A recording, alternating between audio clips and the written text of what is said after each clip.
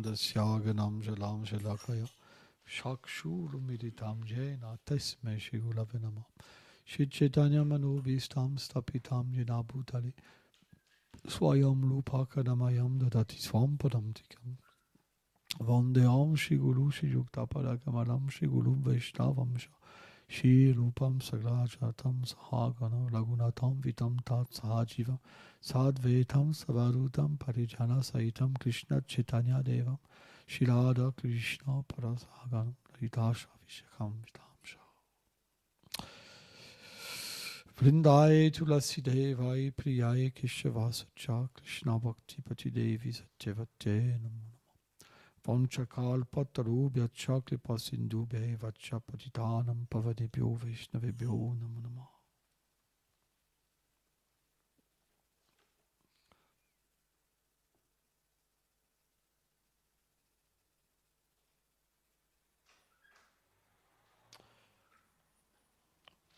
On va lire un verset de Srimad Bhagavad Gita 2.55.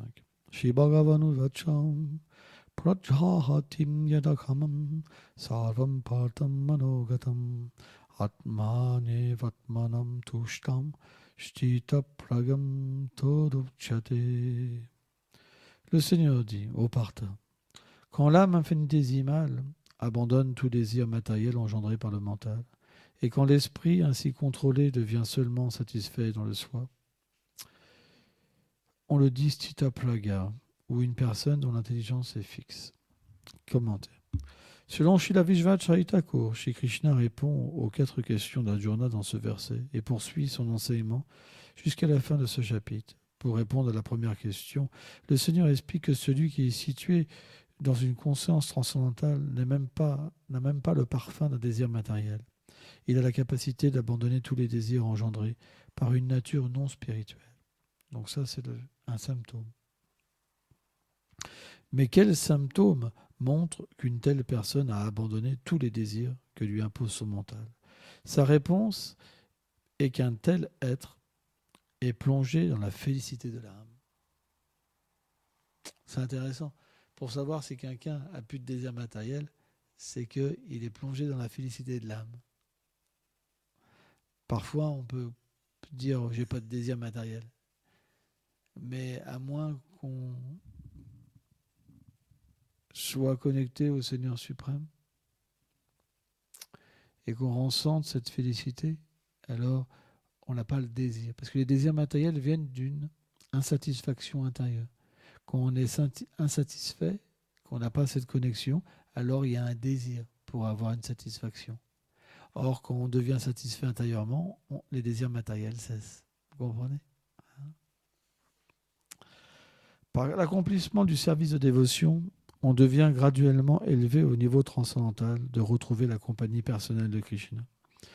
À ce stade, l'être vivant réalise sa position transcendantale et jouit en lui-même d'une félicité toujours constante et croissante grâce à l'association avec lui. Les désirs chez l'âme réalisée deviennent alors purement spirituels et sont liés directement à la satisfaction du Seigneur.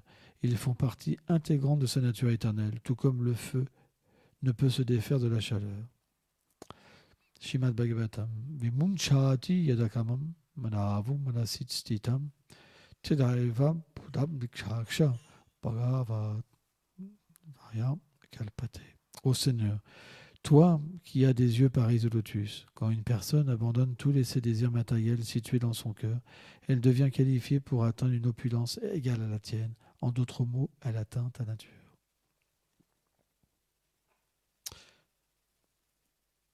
Alors, ce qui est intéressant dans ce passage du commentaire, c'est que les désirs, on a toujours des désirs. Chez la Bhaktivedanta Swami Prabhupada, il dit les impersonnalistes, ils inventent une philosophie qu'on n'a plus de désir, il n'y a plus rien, il y a le vide. Mais l'âme, elle a la nature du désir. Mais lorsqu'elle est en relation avec le Seigneur suprême, quand elle peut voir le Seigneur et sa beauté, et qu'elle goûte cette félicité illimitée en elle, elle est naturellement satisfaite, pleinement satisfaite. c'est expliqué que l'ananda, la félicité qui vient de la rencontre avec le Seigneur, c'est comme un océan qui sort de nous-mêmes et qui devient en fait comme une huile où on masse le Seigneur suprême. C'est la bhakti, la dévotion. Ça veut dire qu'on a tellement plus besoin de quelque chose pour nous, on est tellement comblé qu'on se donne complètement à lui. Ça, c'est la dévotion. Et ces désirs-là, c'est pas matériel. Vous comprenez? Or, quand on est déconnecté du Seigneur suprême, c'est tout l'inverse. Et c'est pas facile. Cette situation d'âme conditionnée, c'est tellement dur. Parce qu'on essaye de trouver la satisfaction avec des choses qui sont tellement petites. La musique, par exemple, le théâtre, la moto. C'est tellement petit parce que ce n'est pas en relation avec l'absolu. Donc, quel est le processus du service de dévotion? En fait, il est simple. C'est que Krishna est miséricordieux. Krishna, bien que nous soyons dans l'univers matériel, Krishna explique à Prabhava, tout émane de lui. Donc, il n'y a pas véritablement de matière. Bhaktivinoda Swami Prabhupada, ils disent ce qu'on appelle la matière maya, c'est quand on utilise quelque chose en pensant que ça n'a pas de connexion avec Krishna. Mais Krishna, il dit tout repose sur moi comme des perles sur un fil. Donc quand on prend quelque chose en pensant que ce n'est pas connecté au Seigneur, c'est ce qu'on appelle l'illusion. Or, si vous prenez la même chose, en comprenant que tout est relié au Seigneur suprême, vous voyez le Seigneur suprême dans chaque chose. C'est ce qu'on appelle la conscience de Krishna. Or, si vous prenez quelque chose en sachant qu'il est connecté avec le Seigneur suprême, et qu'en plus, vous vous en servez pour son plaisir, c'est ce qu'on appelle la bhakti. Et dans cette bhakti-là, dans cette bhakti-là, le Seigneur réciproque avec l'être vivant. Et naturellement, quand il y a cette réciprocité, notre goût augmente, nos désirs matériels décroissent, et on devient fixé dans la dévotion. Mais tant qu'on utilisera les choses sans comprendre que tout est relié, une chaise, un pied de micro, on ne pourra pas être conscient de Krishna. Et si on n'est pas conscient de Krishna, on ne va pas utiliser les autres correctement et Krishna ne pourra pas réciproquer avec nous. C'est pour ça qu'on a besoin de la connaissance. La Bhagavad Gita, elle reste une base pour nous faire percevoir la nature de l'environnement. De quelle manière on doit utiliser l'environnement. Et pour ça, on a besoin des Vaishnavas, du gourou. Parce que personne, Bhaktivinoda Thakur explique que personne n'arrive à quelque chose sans enseignant, même matériellement parlant. Par exemple, on va à l'école. Est-ce qu'on arriverait par nous-mêmes, comment dire, à développer une compréhension matérielle aussi sophistiquée? C'est difficile. Donc on a besoin de professeurs. Mais la différence entre le professeur matériel et le professeur spirituel, c'est que le professeur matériel, il enseigne comment tout voir sans connexion pour Krishna. Donc ces écoles, en ce moment qu'il y a, c'est comme des abattoirs de conscience. On apprend à ne pas voir la vérité. Et on nous apprend, la laïcité, que voilà, vous pouvez avoir votre foi, mais c'est pas... Voilà, ça ne sert pas à grand-chose finalement. Oui, c'est comme quelque chose de sentimental, la croyance. Un enfant, il a besoin d'imaginer. Quand on imagine quelque chose, ça résout les problèmes. Et ça reste qu'une croyance, vous comprenez. Donc quand on apprend d'un système pareil, on ne peut pas avoir la vérité. Donc, donc on doit apprendre d'un gourou, de quelqu'un qui voit la vérité, qui a vu la vérité. Et naturellement, il peut enseigner comment utiliser les choses et progresser. Vous comprenez? Donc, de la même manière,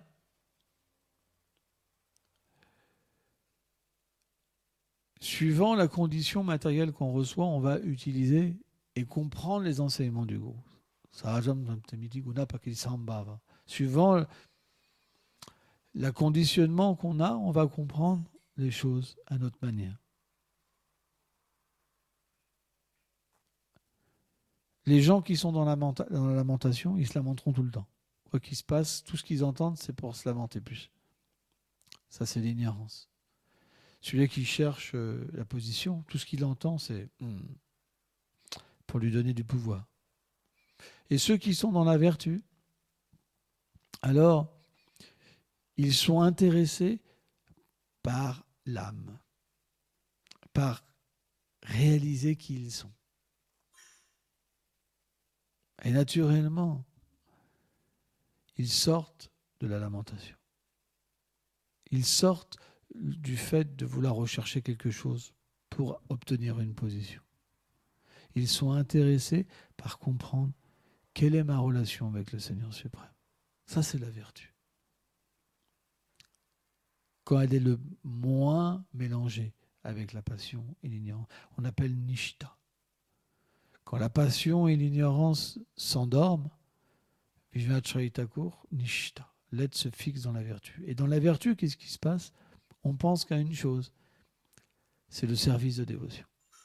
Et naturellement, tout ce qu'on fait, ça veut dire qu'on utilise les choses correctement. Tout, à chaque instant, on utilise les choses correctement. Même dormir, c'est fait pour se reposer, pour être en forme pour le Seigneur suprême. Se doucher, c'est pour son plaisir. S'habiller, c'est pour son plaisir. Faire ceci, c'est pour son plaisir. Aller travailler, c'est pour maintenir sa famille, sa maison, etc. Tout, une personne, elle voit tout en relation avec le Seigneur suprême. Et naturellement, cette connaissance et cette activité détruisent les réactions des actes, au point qu'elle casse la chaîne du karma et elle devient une âme irréalisée.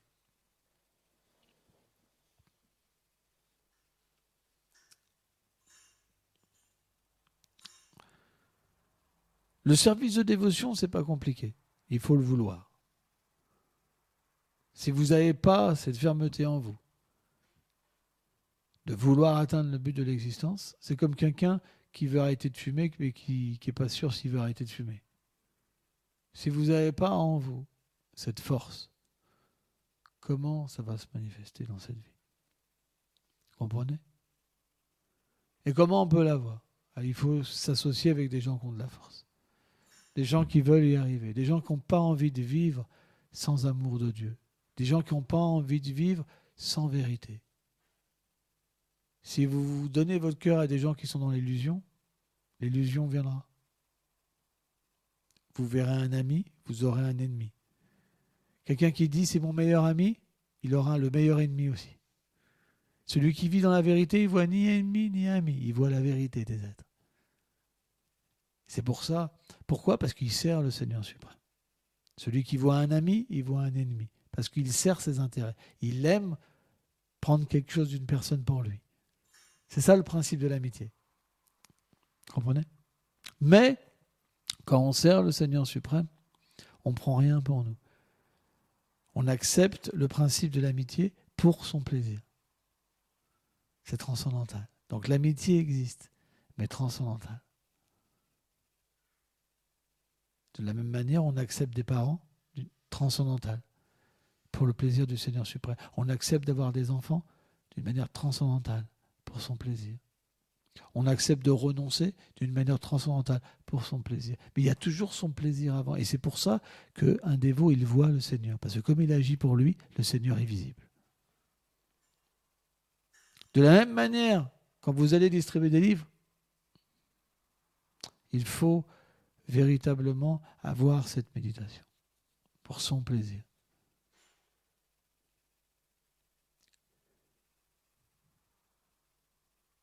C'est très important. Mais ce qui est supérieur encore au plaisir du Seigneur, c'est donner du plaisir encore aux dévots, aux Vaishnavas. Parce que Krishna aime tellement ses dévots. Hier, on a parlé de ça un petit peu. Krishna aime tellement ses dévots. On peut dire que Krishna existe simplement pour ses dévots. Et ses dévots existent pour lui. Donc, naturellement, on doit véritablement faire des activités.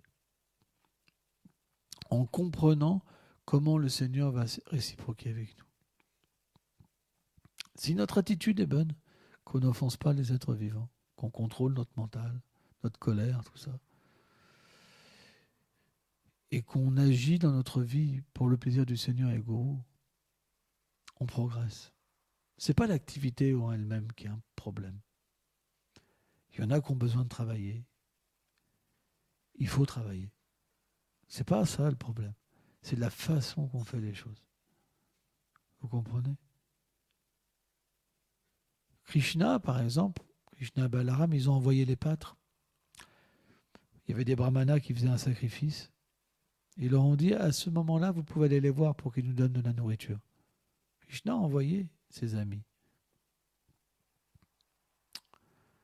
Mais ces brahmanas-là, ils n'ont pas voulu. Mais quand les femmes, elles ont appris que Krishna et Balaram avaient faim, elles leur ont amené personnellement tellement de choses à manger. Parce que c'était des dévotes du Seigneur suprême.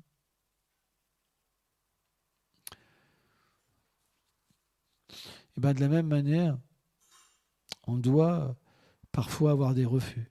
Les pâtres, ils étaient tristes quand les brahmanas l'ont refusé. Ils étaient tristes parce qu'ils n'ont pas compris. Parce que c'était leur objet de leur amour. Krishna est tellement beau, tellement merveilleux. Comment on peut refuser la mendicité à cet être? Ils n'ont pas compris. Le cœur des pâtres était cassé. Et quand ils sont venus, ils disent, vous inquiétez pas, allez voir leur femme. Et là, ils ont donné plein de choses. Donc parfois, on doit avoir des refus aussi, quand on va aider les autres. Mais ce refus-là, pour un dévot, ça ne fait qu'accroître son amour. Parce que comme il va distribuer des livres, donner la miséricorde par amour, quand les gens lui font des refus, et alors ça accroît son amour. Parce qu'il voit la condition des êtres. Krishna lui fait voir la condition des êtres. Krishna leur fait voir la cause de leur souffrance et l'ignorance. Donc automatiquement, ça accroît le désir du dévot de quitter cette ignorance et d'accroître son service d'amour. C'est très mystique, en fait. Parce qu'il y a une méditation. C'est l'amour. Et quand il y a l'amour, il y a toujours plus d'amour. L'amour appelle l'amour spirituel. C'est pourquoi on va y arriver, ces questions de temps. Pour l'instant, on est en train de faire des bases. Mais un jour, on aura 200, 300, 400, 500, etc. On aura de l'amour. Quand l'amour sera dans notre cœur, le succès viendra. Krishna pourra nous utiliser. Un jour, on pourra distribuer beaucoup de prashadam, beaucoup de livres. On pourra chanter dans beaucoup d'endroits. Et on pourra aussi rencontrer des gens merveilleux et faire que des gens puissent devenir merveilleux. Ça va venir. Krishna va faire les arrangements. Pensons pas qu'on va rester juste un petit truc comme ça, quelques dévots. Si on chante bien tous les jours, qu'on fait notre service, qu'on étudie, etc., qu'on fait notre devoir, à un moment ça va venir. C'est la pureté le plus important. S'il y a de la pureté, on ne trichera pas les gens, on ne sera pas sectaire, on ressentira de quelle manière il faudra être avec eux. La pureté, c'est l'inspiration du Seigneur. Quand il y a la pureté, on reçoit l'inspiration pour parler, pour toucher le cœur des gens. C'est comme ça. Et pour voir nos erreurs, les rectifier, et pas rester sur le faux ego, comme quoi que c'est pas ma faute. On fait beaucoup d'erreurs. C'est impossible de ne pas faire d'erreurs dans ce monde. C'est pas possible. C'est pourquoi la pureté nous fera voir et nous rendra de plus en plus purs. Nous débarrassera aussi du sommeil, de la lamentation, de la léthargie, etc.